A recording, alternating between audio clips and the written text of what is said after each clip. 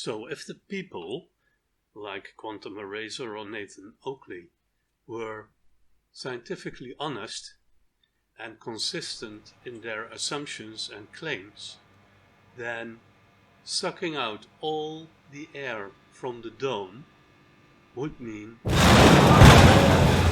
that the dome collapses. Well, there it was. And Right about 9. it doesn't yet. 99% of the dome is vacuum. So let's have a look.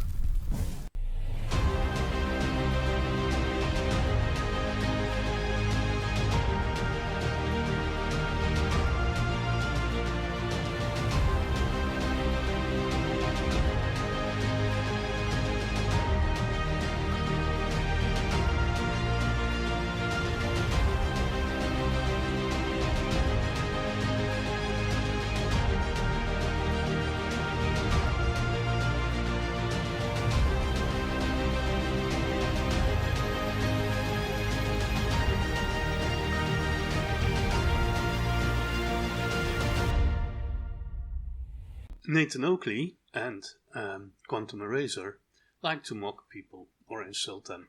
And like many other flat earth believers, they think that it is impossible to have an atmosphere next to a vacuum.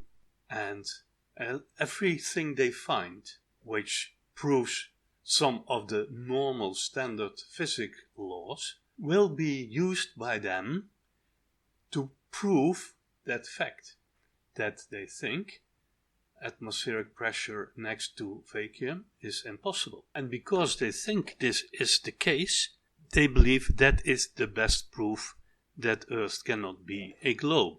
Let's have a look at what happens on a flat Earth.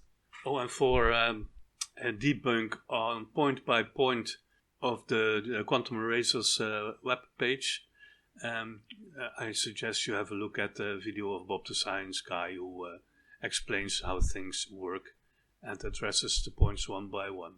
We will focus on the life within a dome.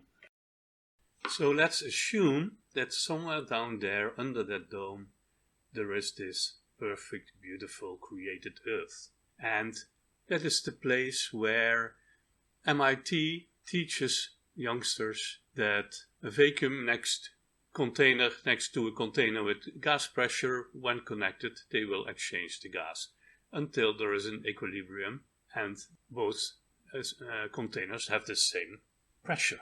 Once it becomes available, right? You know what's going to happen spontaneously, right?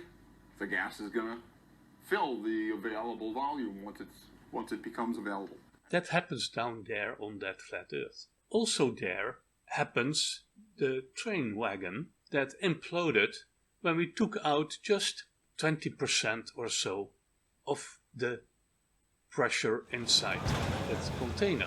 It is also down there where on the highest tower in the world or building in the world, in Dubai, at the top the air pressure is almost 4 or 5% less than at the bottom. That is what happens on that flat Earth. We also know that on that flat Earth, when we climb and climb and climb, the pressure of the air gets less and less. That is how our airplanes measure how high they fly. So it is not the case that you can take the dome and consider it to be a container. That because if you want to make that analogy and therefore say it is impossible to have gas pressure next to a vacuum, then the dome would have to be completely filled with air, and the gas pressure should be equally divided throughout the entire dome, so that the pressure to the sides of the container is everywhere the same. That is part of the teachings when we down on Earth, on this so-called flat Earth, work with containers of certain sizes. The moment the container becomes very big, completely different rules apply. And for sure, the gas pressure, the atmospheric pressure we have here on the ground cannot and is not equal to the gas pressure against the dome at, let's say, 10-20 kilometers altitude.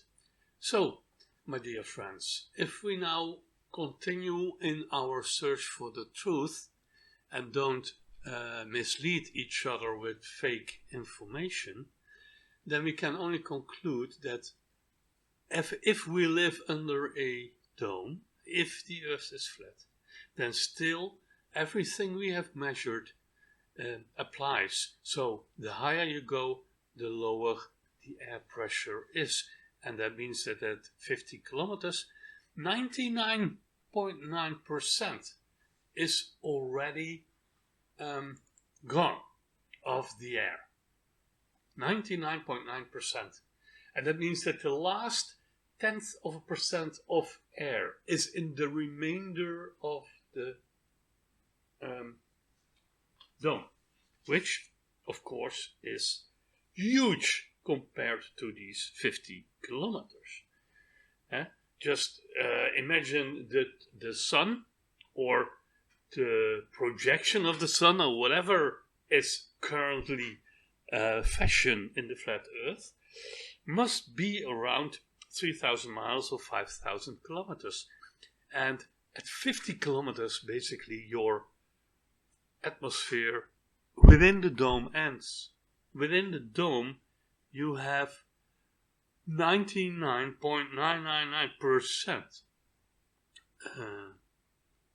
vacuum in the dome.